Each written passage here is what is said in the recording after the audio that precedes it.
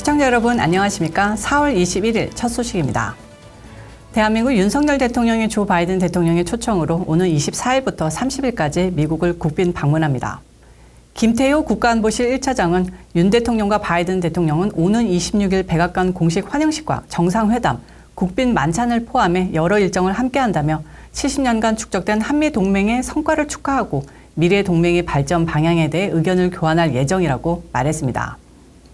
한국 대통령의 미국 국빈 방문은 2011년 이명박 대통령 이후 12년 만입니다. 박근혜, 문재인 전 대통령도 워싱턴을 방문했지만 국빈 자격은 아니었습니다. 2021년 1월 출범한 바이든 정부 입장에선 지난해 12월 에마누엘 마크롱 프랑스 대통령에 이어 윤 대통령이 두 번째 국빈입니다. 바이든 대통령과 윤 대통령의 만남은 양 정상의 6번째 만남인데요. 지난해 5월 서울에서 처음 한미 정상회담을 한 이후 스페인 마드리드와 영국 런던, 미국 뉴욕과 캄보디아 프놈펜에서 만남을 가졌습니다. 한국 정부는 이번 국빈 방문이 그동안 축적해온 정상 간 신뢰와 우정을 바탕으로 이번 회담에서 글로벌 포괄적 전략동맹 내용과 폭이 더욱 확장될 것으로 기대하고 있습니다. 한미 연합 방위 태세 공고화 및 확장 억제 강화, 경제 안보 협력의 구체화, 양국 미래세대 교류 지원, 글로벌 이슈 공조 강화 등이 국빈 방문으로 이뤄질 것으로 기대하고 있습니다.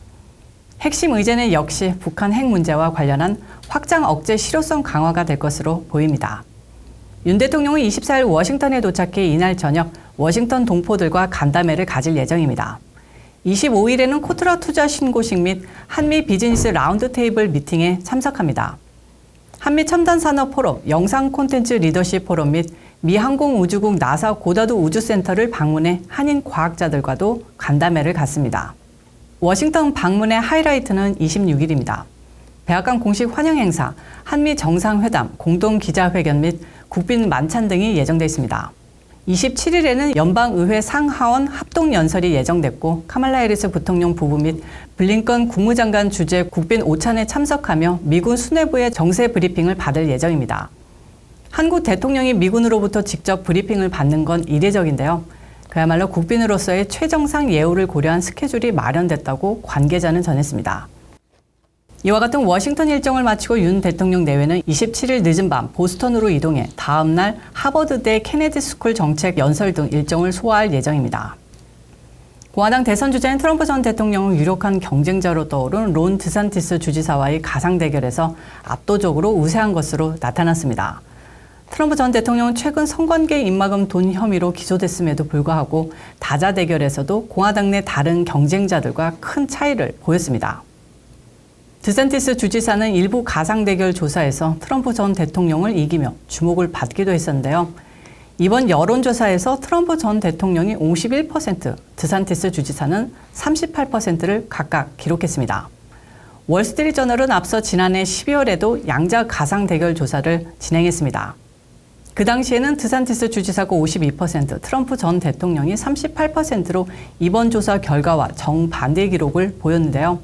신문은 드산티스 주지사는 공화당 유권자와 여성 4년제 대학 졸업자 등의 지지가 이전보다 줄었다고 분석했습니다.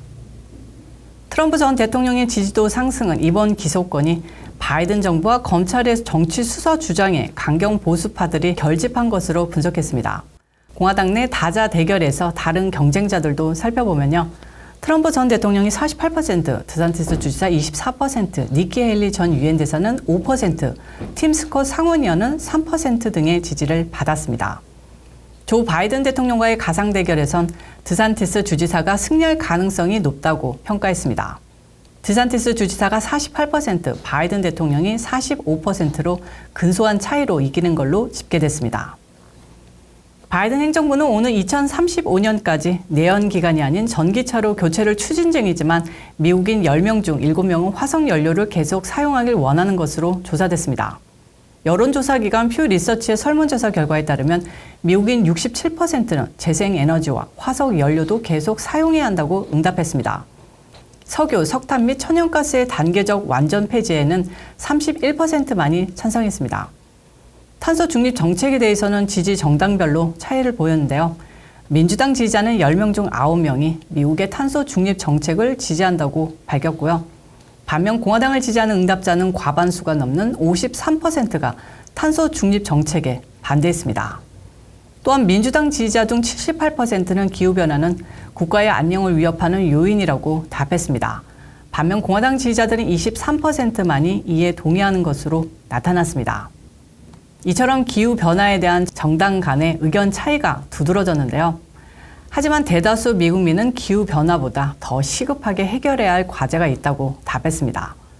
기후변화보다 경제나 의료비용 문제 등이 더 시급한 과제라고 답한 겁니다. 한편 2021년 12월 바이든 대통령은 오는 2050년까지 탄소 중립 목표를 실현하겠다고 공언한 바 있습니다. 구체적으로 2030년까지 온실가스 배출을 65% 줄이고 2035년까지 내연 기관차를 전기차로 전면 교체하겠다고 밝혔습니다. 2012년 이후 미국의 주택 가격이 가장 큰 연간 하락세를 보였습니다. 지난해 같은 달과 비교해 22%나 급감했는데요.